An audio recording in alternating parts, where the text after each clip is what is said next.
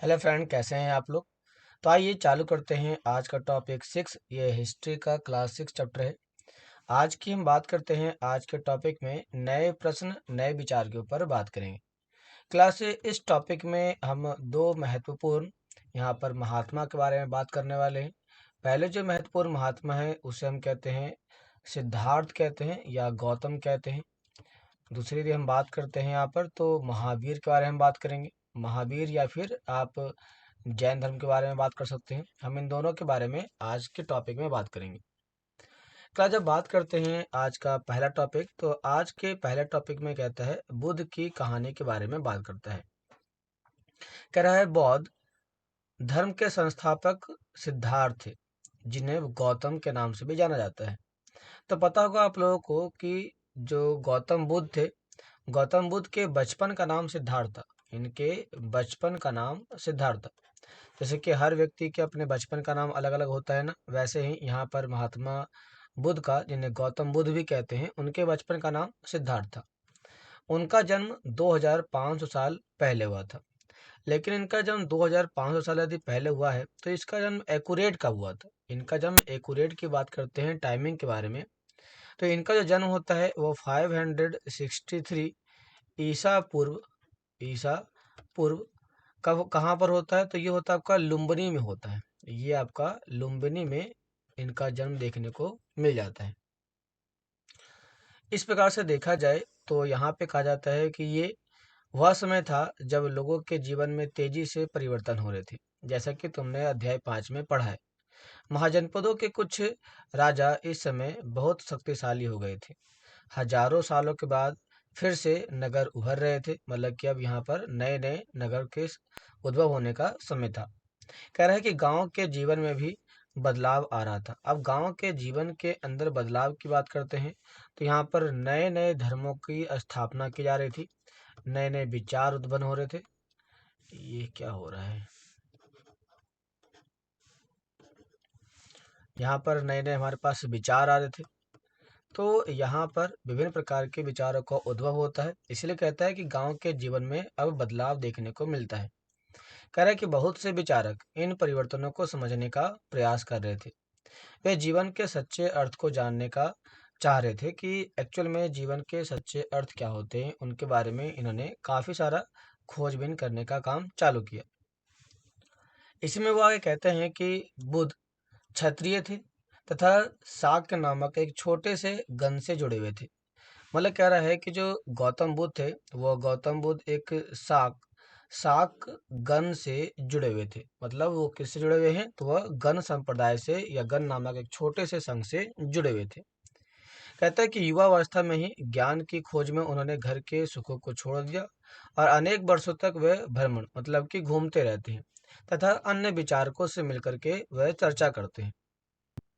Class को पता होना चाहिए, यहाँ पर जब हम बात करते हैं महात्मा बुद्ध के बारे में, तो कहा जा रहा है कि जो महात्मा बुद्ध थे, ये बुद्ध किस गण के प्रधान थे, तो ये शाक्य कहा जा रहा है ना, शाक्य के बारे में। लेकिन क्या आपको पता है कि इनके पिताजी का नाम क्या था। इनके पिताजी का नाम था शुद्धोधन नाम था। इनके पिताजी का नाम था शुद्धोधन नाम था। और ये शुद्धोधन थे ना, वह शाक्य गणराज्य के या शाक्य के ही प्रधान थे। मतलब ये हुआ कि ये इनके हेड के तौर पर काम किया करते थे। अब यहाँ पे दूसरा बात कह रहा है कि इन्होंने घरों के सुखों को छोड़ दिया और अनेक वर्षों तक भ्रमण करते रहे। तो इन्होंने कितनी वर्ष की अवस्था में, युवा अवस्था में, तो कौन सी साल में इन्होंने अपने घर को छोड़ दिया, तो ये 16 साल की उम्र में घर को छोड़ देते हैं और ज्ञान की प्राप्ति के लिए घूमना चालू कर देते हैं। कहता है अंततः ज्ञान की प्राप्ति के लिए उन्होंने स्वयं ही रास्ता ढूंढने का निश्चय किया। इसके लिए उन्होंने बोध गया बिहार में एक पीपल के नीचे कई दिनों तक तपस्या की और अंततः उन्हें ज्ञान की प्राप्ति हो जाती है। तो यहाँ पे कहता है इन्हें जो ज्ञान की प्राप्ति होती है वो 29 सालों के बाद होती है। 29 सालों के बाद उन्हें ज्ञान की प्राप्ति होती है। जब उन्हें ज्ञान की प्राप्ति होती है तो इस प्रकार के ज्ञान की प्राप्ति को ही कहा जाता है महाविनिष्क्रमण कहा जाता है। इन्हें महाविनिष्क्रमण कहा जाता है। मतलब कि एक ऐसा टाइम पीरियड जब उन्होंने घर को त्याग दिया हो तो उन्हें महाविनिष्क्रमण का संज्ञा दी गई थी। यहाँ पे क्लास आगे कहता है, क्या कहता है कि इसके बाद से वे बुद्ध के रूप में जाने गए और यहाँ से वे वाराणसी के निकट स्थित सारनाथ गए। तो एक बार ध्यान दीजिएगा यहाँ पर कि महात्मा बुद्ध ने अपना पहला जो उपदेश दिया था वह सारनाथ में ही दिया था, और सारनाथ कहाँ पर है तो वह वाराणसी में पड़ जाता है। तो महात्मा बुद्ध के द्वारा जो पहली बार जो उपदेश दिया गया वह सारनाथ में दिया गया था।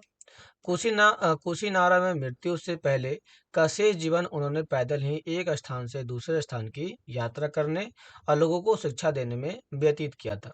क्या ध्यान दीजिएगा यहाँ पर एक चीज और, कि महात्मा बुद्ध का जो मृत्यु हुआ था वह कुशीनगर में उनकी मृत्यु हुई थी।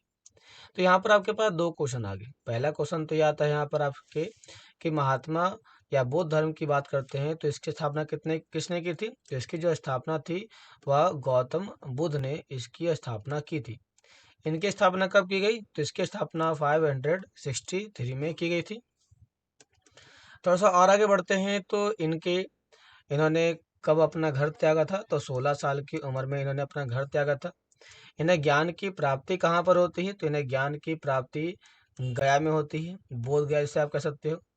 इन्हें जब ज्ञान की प्राप्ति होती है तो उसके बाद इनकी मृत्यु कब हुई थी, तो इनकी जो मृत्यु होती है वो देखो क्लास लिखा गया है कि इनकी मृत्यु कुशीनारा में होती है। कहाँ होती क्लास, तो कुशीनारा में इनकी मृत्यु होती है, कुशीनारा में इनकी मृत्यु हो जाती है।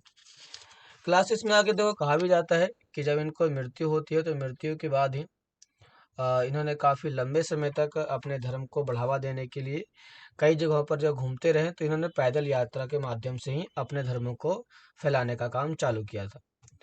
तो कह रहा है कि बुद्ध ने शिक्षा दी कि यह जीवन कष्टों और दुखों से भरा हुआ है, और ऐसा हमारी इच्छा और लालसाओं के कारण होता है। मतलब मानना यह था बुद्ध के द्वारा कि हमारे जीवन के अंदर जो दुख आ रहा है, इस दुख का मुख्य कारण क्या है, इस दुख का मुख्य कारण क्या है। तो इनके द्वारा कहा गया कि जो दुख का मुख्य कारण है वह है हमारी इच्छा। क्या है, तो हमारी इच्छा, और दूसरी क्या है, लालसा। यदि हम अपनी इच्छा और लालसा को कंट्रोल कर ले तो ऑटोमेटिक ही हम अपने दुखों को समाप्त कर सकते हैं। कभी कभी हम जो चाहते हैं वह प्राप्त कर लेने के बाद भी संतुष्ट नहीं होते एवं और अधिक वस्तुओं को पाने की इच्छा करने लगते हैं। जैसे कि यदि आपके पास इस महीने में कुछ पैसे आ गए, लेकिन आप सोचते हैं कि अगले महीने मुझे और भी ज़्यादा पैसे आए, अगले महीने मुझे और भी ज़्यादा पैसे आए, अगले महीने मुझे याद भी और भी ज़्यादा पैसा है। तो आप हमेशा ही उसको लेकर के उसको प्राप्त करने के लिए क्या करते रहते हैं, उसे संतुष्टि आपको पूरी नहीं हो पाती। ऐसे में आपके अंदर जो लालसा है, आपकी जो इच्छा है वो लगातार बढ़ती रहती है।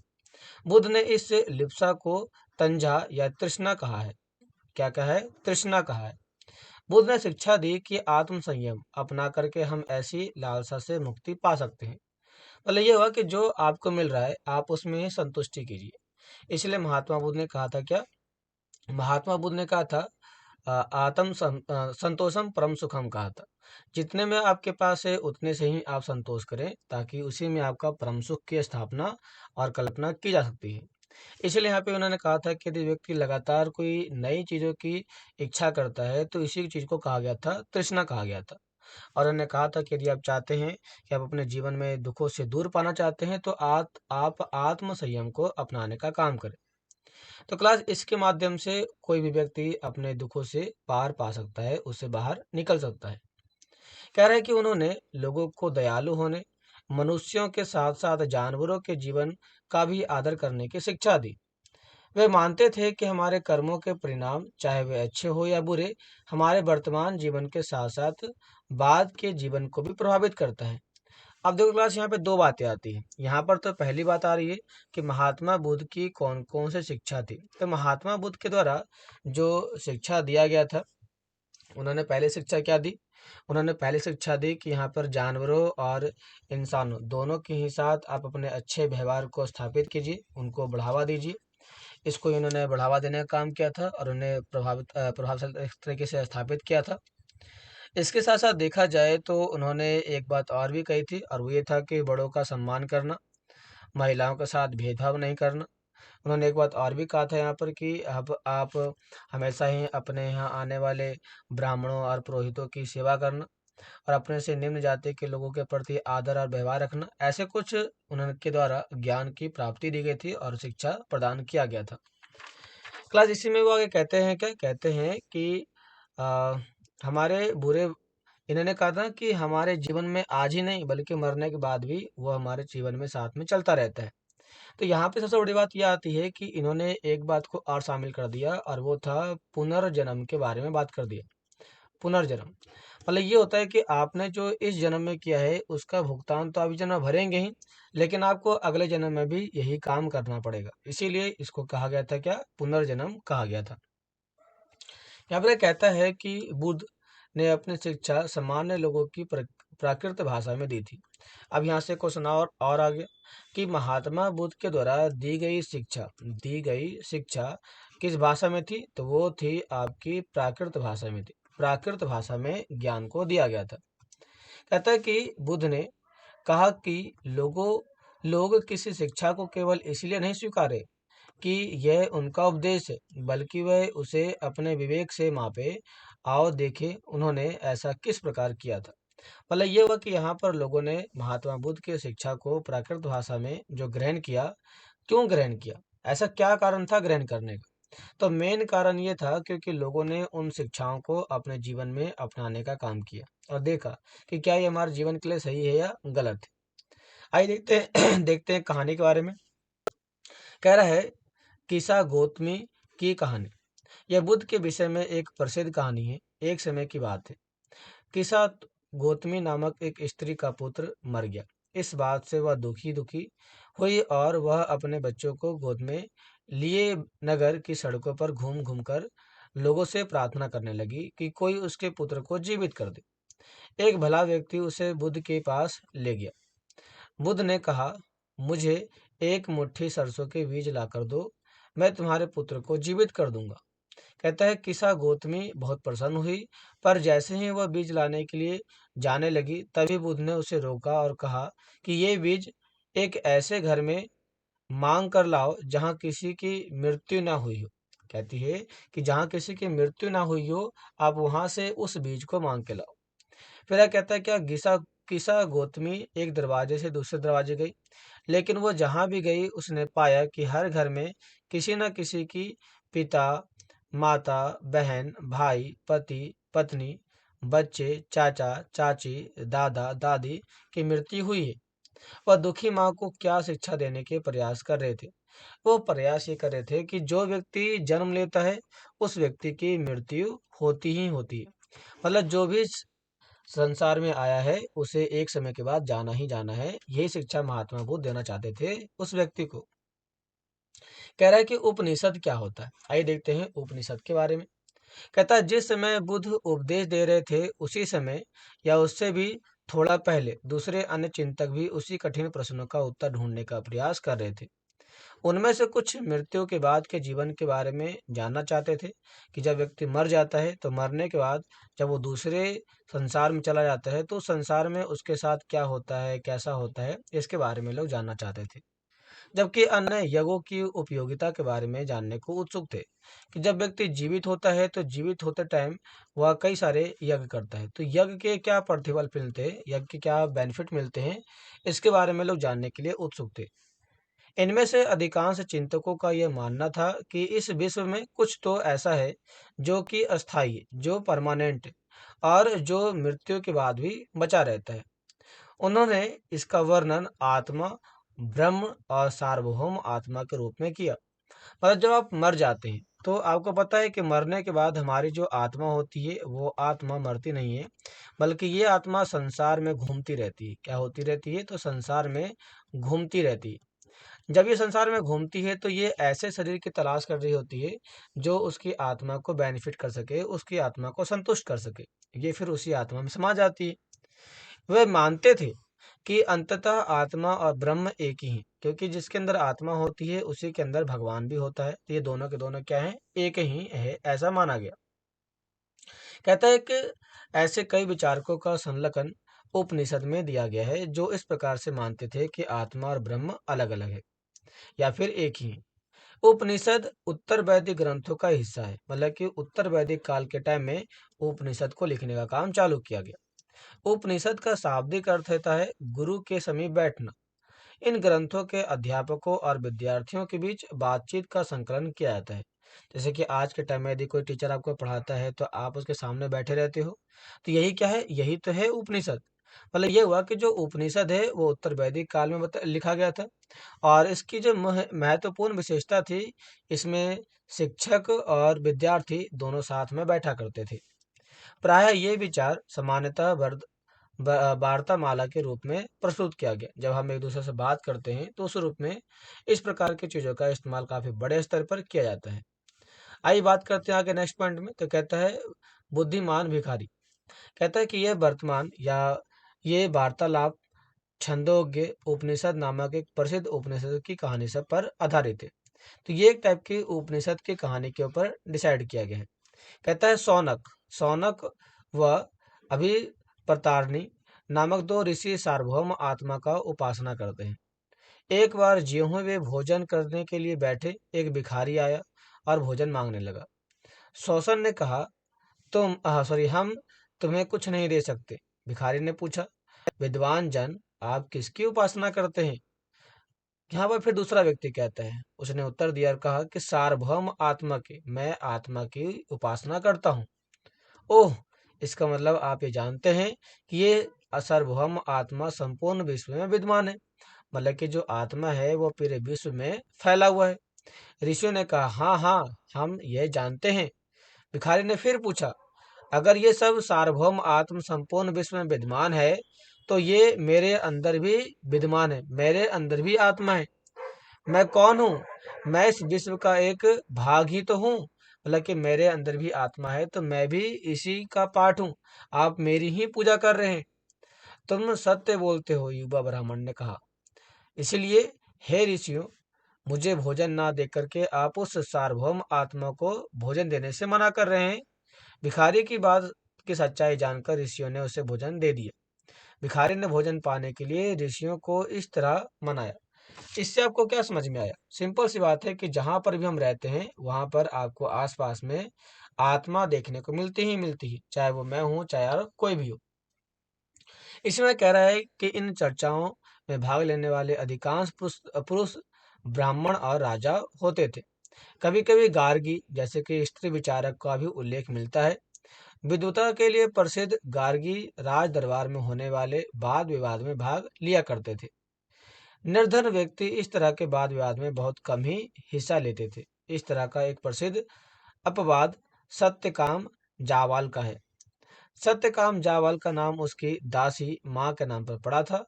सत्यकाम के मन में सत्य जानने की तीव्र जिज्ञासा उत्पन्न हुई। गौतम नामक एक ब्राह्मण ने उन्हें अपने विद्यार्थी के रूप में स्वीकार किया तथा वो अपने समय के सर्वाधिक प्रसिद्ध विचारकों में से एक बन गए। उपनिषदों के कई विचारों का विकास बाद में प्रसिद्ध विचारक शंकराचार्य के द्वारा किया गया, जिनके बारे में तुम कक्षा 7 में पढ़ोगे। तो हम नेक्स्ट चैप्टर में, चैप्टर 7 में किसके बारे में पढ़ने वाले हैं? शंकराचार्य के बारे में पढ़ने वाले हैं क्लास। आगे देखो यहाँ पे कह रहा है कि व्याकरणविद पाणिनि। अब पाणिनि की यदि बात करते हैं तो कहा जाता है कि इस युग में कुछ अन्य विद्वान भी खोज कर रहे थे। उनकी प्रसिद्ध विद्वानों में एक पाणिनि थे। इन्होंने संस्कृत भाषा के व्याकरण की रचना चालू की थी। तो पाणिनि के द्वारा क्या किया गया? तो इनके द्वारा संस्कृत व्याकरण की रचना की गई। संस्कृत व्याकरण की रचना की गई थी। उन्होंने स्वरों और व्यंजनों को एक विशेष क्रम में रख करके उनके आधार पर सूत्रों की रचना चालू की। ये सूत्र बीजगणितीयों के सूत्रों से काफी मिलती जुलती है। इनका प्रयोग कर उन्होंने संस्कृत भाषा के प्रयोग के नियम लघु सूत्रों के रूप में लिखे, लगभग 3000 के टाइम में। मतलब कि इस प्रकार से पाणिनि के द्वारा संस्कृत व्याकरण की जब रचना की गई, तो ये लगभग 3000 साल पहले देखने को मिल जाता है। आई क्लास, ये तो थे हमारे जैन बौद्ध धर्म के बारे में, ये जो खत्म होता है। अब हम चालू करते हैं यहाँ पर जैन धर्म के बारे में कुछ महत्वपूर्ण बिंदु चालू करते हैं। कहता है इस युग में अर्थात लगभग 2500 साल पहले जैन धर्म के 24वें तथा अंतिम तीर्थकर वर्धमान महावीर ने भी अपने विचारों का प्रसार किया, फैलाने का काम किया। तो यहाँ पर बात आती है कि जैन धर्म को फैलाने का काम किसने किया, तो महावीर ने किया। किसने किया? महावीर ने किया। कहता है कि वह बज्जी संघ के लिच्छिपी कुल के एक क्षत्रिय राजकुमार थे। तो महावीर कहाँ के रहने वाले थे? तो वो थे लिच्छिपी के रहने वाले थे, लिच्छिपी। दूसरी बात करते हैं कि जो महावीर थे वह 24वें तीर्थकर थे। 24वें तीर्थकर थे वो, जो तीसरे सॉरी 24वें नंबर पर ये आते हैं, और इन्होंने इसके बाद अपने धर्मों को बढ़ावा देने का काम चालू किया था। इस संघ के विषय में तुमने अध्याय 5 में पढ़ रखा है, लिच्छवी के बारे में पढ़ा था मैप में। 30 वर्ष की आयु में उन्होंने घर छोड़ दिया और जंगल में रहने लगे थे। आपने यदि अभी तक पीछे का चैनल नहीं देखा है तो आप एक काम कीजिए, आप प्लेलिस्ट में जाइए, और प्लेलिस्ट में आपको वहाँ पर हिस्ट्री का और ज्योग्राफी का आपको प्लेलिस्ट मिल जाएगा। तो आप हिस्ट्री में जाकर के उसे आसानी से देख सकते हैं, आपको समझ में आ जाएगा। यदि समझ में नहीं आता है तो आप बेशक आप मुझे कमेंट बॉक्स में कमेंट डाल दीजिए कीजिए। कह रहे 12 वर्षों तक उन्होंने कठिन और एकाकी जीवन व्यतीत किया। एकाकी का मतलब होता है यहाँ पर अलग, अपने आप को अलग रख करके जीवन व्यतीत करना। इसके बाद उन्हें ज्ञान की प्राप्ति हो जाती है। उनकी शिक्षा सरल थी। वो सत्य जानने की इच्छा रखने वाले प्रत्येक स्त्री और पुरुष को अपना घर छोड़ देना चाहते थे। उन्होंने कहा था कि जो भी व्यक्ति चाहता है कि हमें सत्य की प्राप्ति हो, वो सबसे पहले क्या करे, तो वो अपना घर ही छोड़ दे। इसमें उन्होंने महिलाओं को भी और पुरुषों को, दोनों को ही शामिल किया था। उन्हें अहिंसा के नियमों का कड़ाई से पालन करना चाहिए, अर्थात किसी भी जीव को ना तो नष्ट करना चाहिए और ना ही उनकी हत्या करनी चाहिए। अब यहाँ पर आपके पास जो क्वेश्चन आता है वो आता है जैन धर्म की शिक्षा के बारे में आपके क्वेश्चन आ सकते हैं कि जैन धर्म की क्या क्या शिक्षाएं देखने को मिल जाती हैं। यदि हम इसके पहले शिक्षा की बात करते हैं तो पहला कहा था घर को छोड़ना।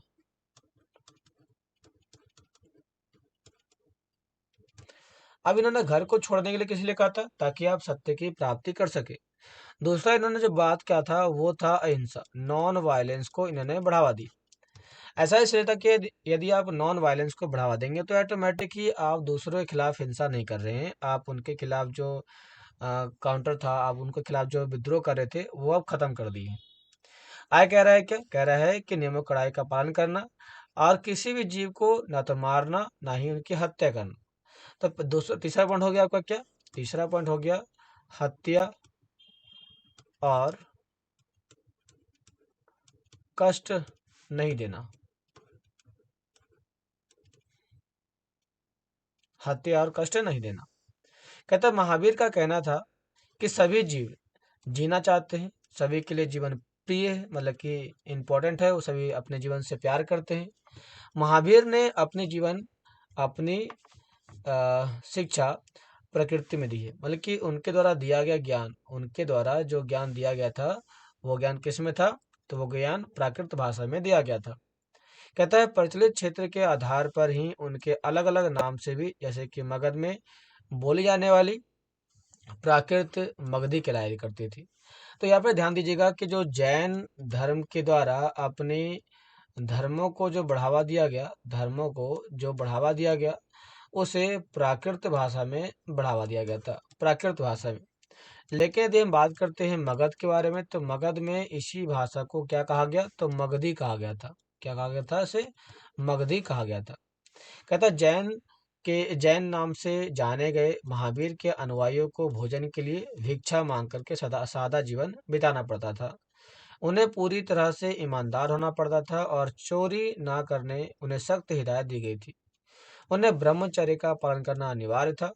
पुरुषों को वस्त्र सहित सब कुछ त्याग देने के बारे में बात कही गई थी। इसीलिए ज्यादातर आप जितने भी जैन ऋषि मुनि को देखेंगे तो वो नंगे होते हैं, वो अपने शरीर पर किसी भी प्रकार का कपड़ा नहीं पहनते हैं। तो यही थी उनकी खास विशेषता के बारे में।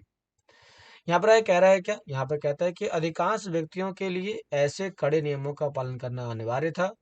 फिर भी हजारों व्यक्तियों ने इस नई जीवन शैली को जानने के और सीखने के लिए अपने घरों को छोड़ दिया। कई अपने घरों पर ही रहे और भिखनी बने, लोगों को भोजन प्रदान कर उनकी सहायता करते रहे। मतलब कुछ लोग ऐसे भी थे जो बाहर तो नहीं आए लेकिन वो राज्य के अंदर रह करके ही इस प्रकार के काम किया करते थे। कह रहा मुख्यतः व्यापारियों ने जैन धर्म का समर्थन किया था। तो जैन धर्म को बढ़ावा देने का काम किसने किया? व्यापारियों ने किया था।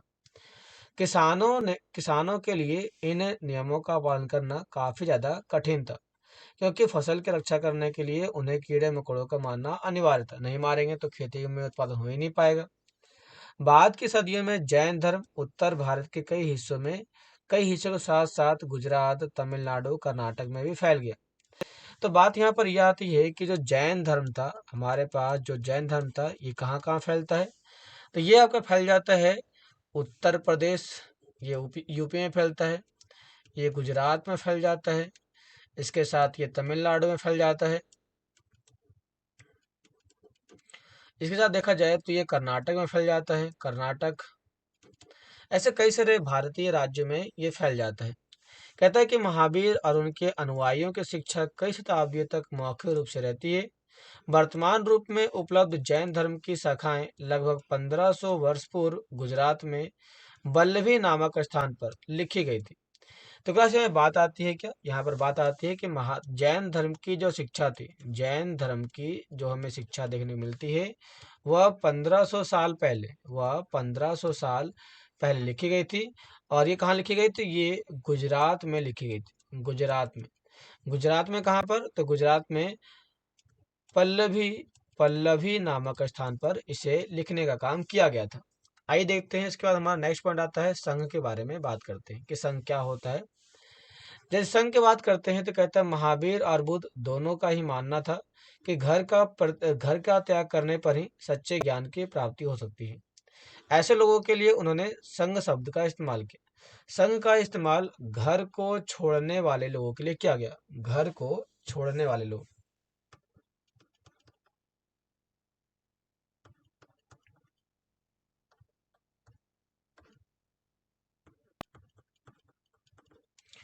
यहाँ पे कह रहा है कि जब इन्होंने संघ को स्थापित कर दिया था, तो संगठन बनाया गया जहाँ घर का त्याग करने लोग एक साथ रहा करते थे। कहता है संघ में रहने वाले बौद्ध भिक्षुओं के लिए बनाए गए नियम विनय पिटक नामक ग्रंथ में मिल जाता है। किसके बारे में? तो विनय पिटक नामक ग्रंथ में हमें इसकी जानकारी मिल जाती है। अब यहाँ पे क्वेश्चन ये आता है हमारे यहाँ पर कि विनय पिटक विनय पिटक में किसके बारे में बताया गया है? यदि हम बात करते हैं विनय पिटक के बारे में, तो इसमें संघ से संबंधित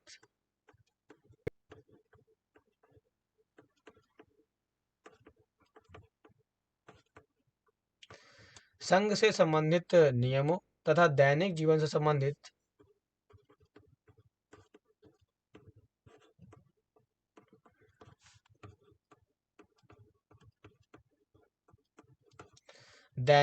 संबंधित आचार और विचार,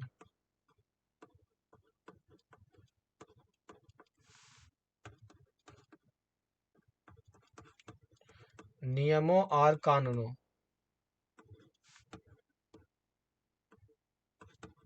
ये इन दोनों के बारे में या इस प्रकार की चीजों के बारे में विनय पिटक में बताया गया था।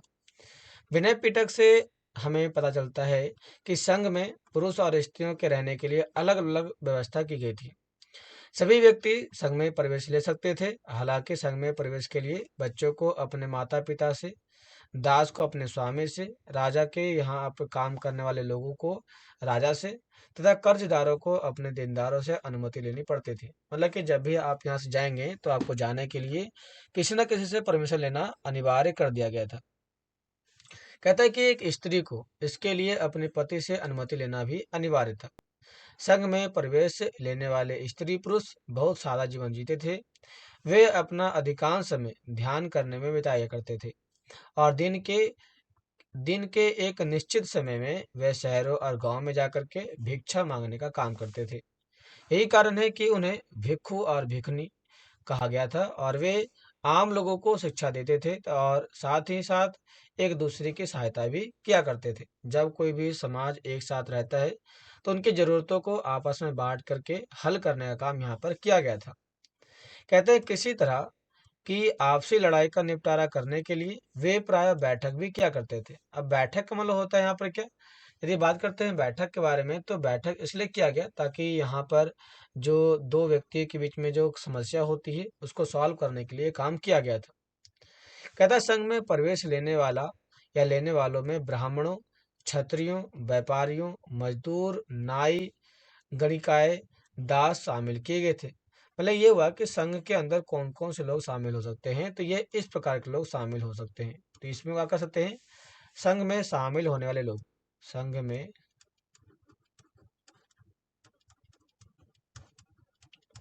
शामिल होने वाले लोग। फिर आगे कह रहा है क्या, कह रहा है कि इनमें से कई लोगों ने बुद्ध की शिक्षाओं के विषय में लिखा, कुछ लोगों ने संघ में अपने जीवन के विषय में सुंदर कविताएं लिखने की रचना की। कहता है पिछले अध्याय में वर्णित संघ और इस अध्याय में वर्णित संघ के बीच में दो अंतर बताने का काम कीजिए। इसके लिए क्लास आप हमारे पास जो चैप्टर है हिस्ट्री का, क्लास 6 का, इसका चैप्टर आप 5 देख लीजिएगा। आपको चैप्टर 5 में इसके बारे में विस्तार से मिल जाएगा। कह रहा है क्या, बिहार, बात करते हैं बिहार क्या है। तो कह रहा है जैन और बौद्ध भिक्षु पूरे साल एक स्थान से दूसरे स्थान घूमते हुए उपदेश दिया करते थे। केवल एक वर्ष ऋतु में जब यात्रा करना कठिन हो जाया करता था, तो वे एक स्थान से दूसरे स्थान पर जहाँ पे वो जा रहे हैं, वो बीच वाले स्थान पे ही निवास कर लिया करते थे। ऐसे समय वे अपने अनुयायियों द्वारा उद्यानों में बनवाए गए अस्थायी निवासों में अथवा पहाड़ी क्षेत्रों की प्राकृतिक गुफाओं में रहा करते थे। जैसे कि आप ये जो डायग्राम देख रहे हो, ये जो डायग्राम है वो हम्पी की गुफा के बारे में बताया गया है, सॉरी सॉरी भीम बैठका के बारे में। ये जो बनाया गया था इसका मेन पर्पस था कि बाहर से आने वाले लोगों को यहाँ पर रहने की सुविधा दी जा सके, इसीलिए इसको बनाया गया था। कह रहा जैसे जैसे समय बीतता गया, भिक्षु भिक्षुओं ने स्वयं तथा उनके समर्थकों ने अधिक अस्थायी शरण स्थलों की आवश्यकता अनुभव की। अब इनका मानना था कि हम घूमेंगे नहीं बल्कि हम फिक्स रहेंगे और लोग हमारे पास ढूंढने के लिए आएंगे। तब कई शरण स्थल बनाए गए जिन्हें बिहार कहा गया। आरंभिक बिहार लकड़ी के बनाए गए थे और बाद में इनके निर्माण में ईंटों का प्रयोग किया गया। कहता है कि पश्चिमी भारत में विशेष करके कुछ बिहार पहाड़ियों को खोद करके बनाए गए थे। बिहार का मतलब क्या होता है, बिहार का मतलब होता है एक ऐसी जगह जहाँ पर आप क्या कर सके, खेती कर सके, रह सके, अपने जीवन को बिता सके। ऐसी चीजों के बारे में यहाँ पर बताया गया था, इसी को आपको बिहार कहा गया है।